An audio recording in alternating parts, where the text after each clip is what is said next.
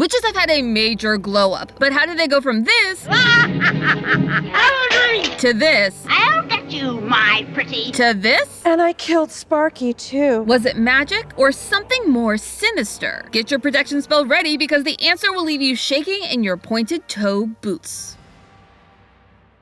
Hello Internet, welcome to Style Theory, the show that doesn't need a crystal ball to see that you are about to click that subscribe button. It is officially spooky season, and that means one thing. Witches are everywhere. Hocus Pocus, Wicked, and of course, Marvel's Agatha All Along on Disney+. Down, down, down the witch's road. And down the road they go. No, not that road. The road of iconic witch fashion. And it got me thinking. Witch aesthetics have come a long way over the years. We all have ideas of what the stereotypical witch looks like, but how did this image of a wicked witch actually come to be so iconic? And why do modern witches look so different? To find out how witches went from hated to haute couture, we need to take our own journey down the witch's road. Get it? Theorists, witches, listen, if you don't like it, you can blame Disney for that because they did it first. Go Twitches! Twitches! I've been thinking about that all day! Twin witches! Pure genius. So gather ye cauldron and ready thine broom, because our journey will be filled with heroes, villains, and a future most unexpected.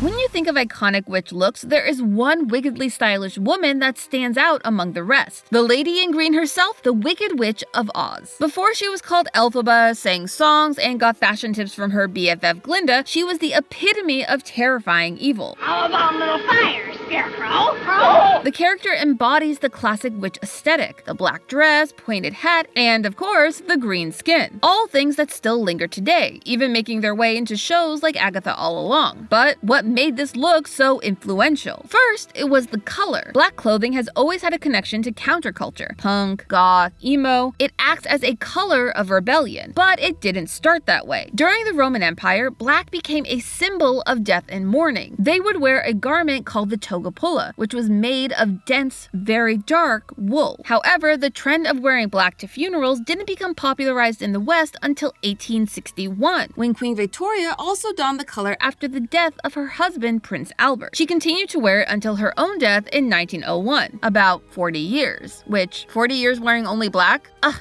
Goals. So what does that have to do with our witches? Throughout history, witches were considered to be the harbingers of death. The biggest example of this, of course, is the Salem witch trials. Many of the accused were put on trial for allegedly causing the unexplainable deaths of other townsfolk and farm animals, among other claims. Though it wasn't only women who were persecuted, they were the majority. These witches were usually depicted in the everyday attire of the time, long gowns, usually of a gray, white, or black variety. But the one that persevered was the black, long-sleeved, white-collared dress that embodied the Puritan culture of the time. This dress is the inspiration behind the fashion of Wednesday Addams, the New Age Sabrina, and yes, the Wicked Witch of the West. But the reason it became a staple is likely due to the Quakers. The Quakers were a subset of Protestant Christianity that started in the mid-17th century. However, they were not super popular with the reigning religious power of the time, the Church of England. From the 1650s through the 1800s, Quakers were considered to be a threat to the church and the status quo. You see, Quakers did something that was considered extremely scandalous at the time. They allowed women to act as spiritual leaders and preachers, which made the church clutch their metaphorical pearls. Now, the Quakers were not the trendiest people in ye old world of fashion. While most of the world had moved on to more ornate and colorful gowns, much more akin to those worn by the Sanderson sisters in Hocus Pocus, the Quakers wanted to kick it old school. They wore black and pointed-toe shoes and hats that had fallen out of popular fashion. This made their clothing an easy target for any naysayers, like an author simply known as WP who published a book with the longest title I have ever seen. The History of Witches and Wizards, giving a true account of their trials in England, Scotland, Sweden, France, and New England with their confessions and condemnations. Ooh, that was a mouthful. My lungs were not prepared for that. Whew. Anyway, in this book, the witches in question were depicted wearing those Quaker classics, including the black pointed hats and dancing with the devil. And unfortunately for them, it was a very, very popular book. If Book Talk had been around back then, this would have been at the top of everyone's TBR. Its popularity resulted in further persecution of the Quakers, specifically the Quaker women, and it solidified their look as part of the witch wardrobe. By the way, if you want to know more about witch hats specifically, I highly recommend Abby Cox's video on the subject. It is amazing, and so is she. Now, as for the Wicked Witch's green skin, that was a choice made by the studio. The Wizard of Oz was MGM's first Technicolor film, and so they wanted to show off everything it could do and use as much color as they could fit on screen at every possible second. Since green was already a color historically linked with evil and witchcraft, it was an easy pick for the character. However, there was one more very, regrettable feature to her design. I'll let Glinda take this one. Only bad witches are ugly. Yikes, girl. That is not how you would get invited to the next Coven slumber party. Yet, Glinda wasn't alone in thinking like this. And the reason why is key to unlocking how our modern witch aesthetic came to be. Which brings us to our next stop on the Witch's Road, to a place most dark and treacherous. When you look back at pop culture witches, the OG of all OGs is none other than the evil queen from Disney's Snow White. When it came out in 1937, it cemented the image of what a powerful witch should look like. And it wasn't the glamorous, regal queen. It was her other persona, the one simply known as the witch, or less kindly, as the hag. Hag is the shortened version of the Old English word hagtessa, meaning, well, witch. But let's be real, it's not the most flattering name. Before witches could wave their hand or twitch their noses to go from drab to fab, they were considered the bottom of the beauty guru food chain. Now, let me be clear about something. You don't need to wear makeup, be young, or look as flawless as Barbie to be beautiful. In fact, I'd argue that the most beautiful that the evil queen looks in the entire movie is this moment of pure joy. She's glowing! And sure, she's happy for like evil and murderous reasons, but still, this pure aura. Anyway, this depiction was never meant to be flattering. In fact, it was meant to be the exact opposite. As I mentioned earlier, it's a misconception that people accused of witchcraft throughout history were only women, but records show that they were the majority in many areas of the world and made up an estimated 80% of those put on trial. This was likely due to their perceived susceptibility to temptation. In the Bible, Eve is the one to be convinced to take the apple from the garden. This led many in power, mainly men, to think that women were more likely to be turned to the dark side. And that was before they had abs. Older women especially were thought to be easier for demonic forces to possess. Not only that, but back then, they were more likely to be knowledgeable of things that could be thought of as witchcraft. Though really, they were often just more practiced in things like natural medicines, due to many of them being trained as midwives and caretakers. Even so, this led to many depictions of witches being that of old, unkept women, often in various states of,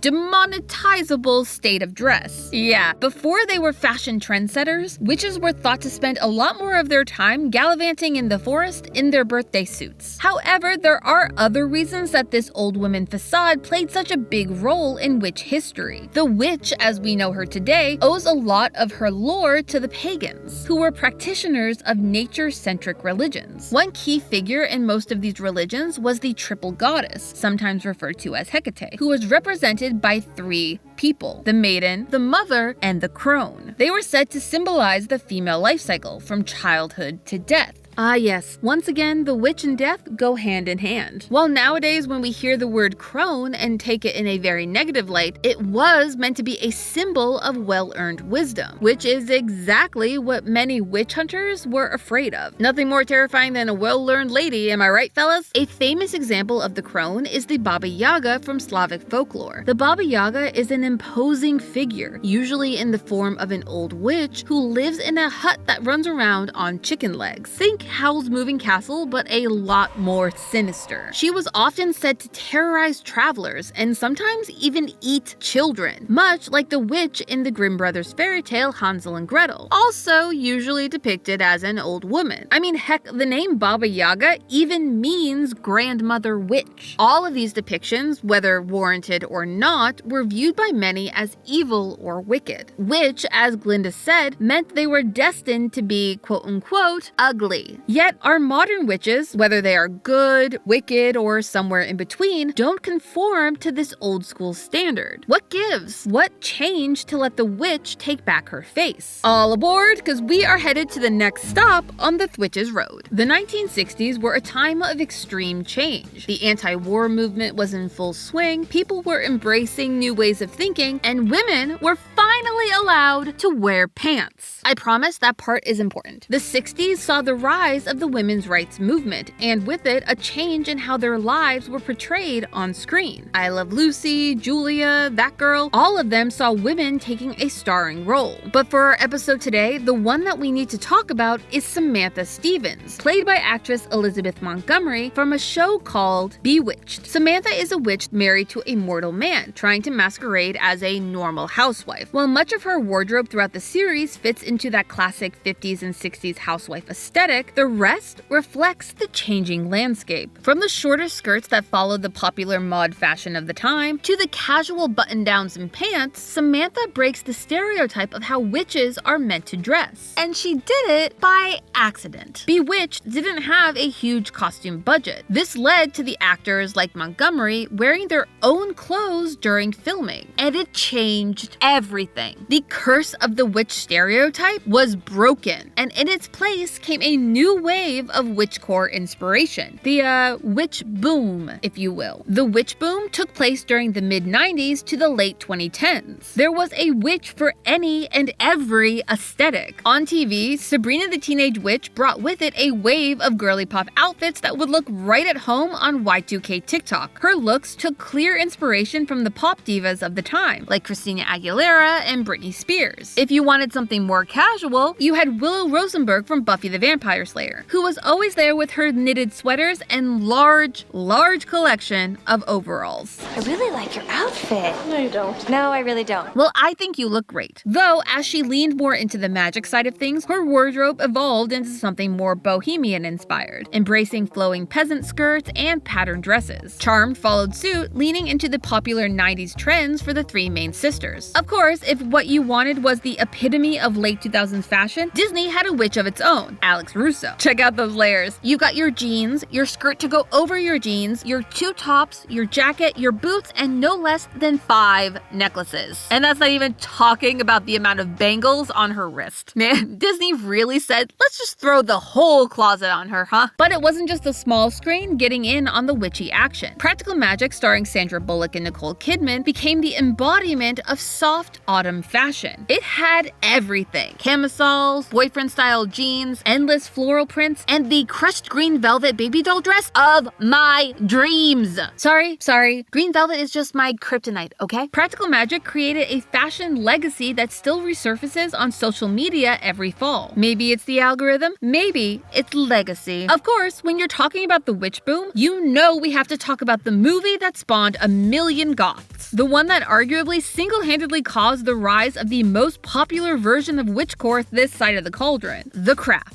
While the movie, released in 1996, is filled with memorable fashion moments, none of them stand out as much as the wardrobe of the movie's antagonist, Nancy. As described by the film's costume designer, Deborah Everton, Nancy was possibly the most damaged character in the film. Her clothes were like armor to her. She would scare people off. Before The Matrix shoved Keanu Reeves into a shiny black trench coat, Nancy strutted through the halls of her high school in this PVC jacket, paired with items that still look current and trendy today. These pleated skirts paired with pointed toe boots could have walked straight off a 2024 runway. Nancy's style leaned into a mix of 90s grunge and classic goth accents, like the layered rosaries that she wore around her neck. Honestly, if I could steal all the clothes from this movie, I would. And so would you. Don't lie, we all know it's true. So, what made these witches not only pillars of pop culture, but fashion influencers? They were reflections of the everyday girl. They dressed like them, talked like them, and had the same life experiences, albeit with a little more magical flair. They were no longer the stereotype meant to tear down the people they represented. Instead, they showed them that they could be powerful, and that power didn't make them evil or ugly, Glinda. In fact, it made them unstoppable. But this is not the end of our journey down the Witch's Road. You see, there is one path we haven't walked down. In fact, no one has.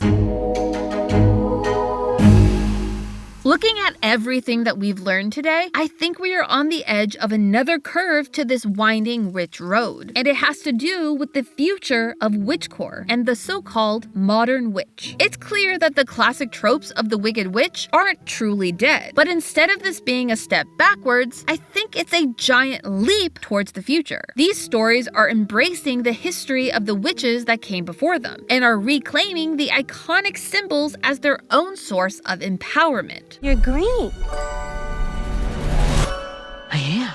In Wicked, the pointed hat is used as a way to bring her down, but instead she embraces it as a symbol of her own strength. Before that, we saw the same thing happen with American Horror Story Coven in 2013, which took those classic Wicked stylings and made them contemporary. Suddenly everyone was donning black boots, wide-brimmed black hats, and monochromatic black ensembles that called back to the Quakers, the Puritans, and yes, the witches of old. We see something similar with Agatha, where the title character wears a modernized version of a Puritan-inspired ensemble, except instead of reflecting the very mindful, very demure nature of women at the time, this is the definition of a power suit. The cut of the trench coat highlights her shoulders, giving her a strong and imposing silhouette, while the button-down and trousers feel reminiscent of that bewitched era that started this whole modern witch movement. I think we will definitely be seeing these reimaginings of classic witch fashion bleeding into our everyday wardrobes. Who knows, maybe next time you open Instagram, you'll see someone like Sabrina Carpenter rocking a pointed hat. But hey, that's just a theory. A style theory. Keep looking sharp. Want to know how Ken became a fashion icon? Click the box on the screen now. And I'll see you next Saturday morning.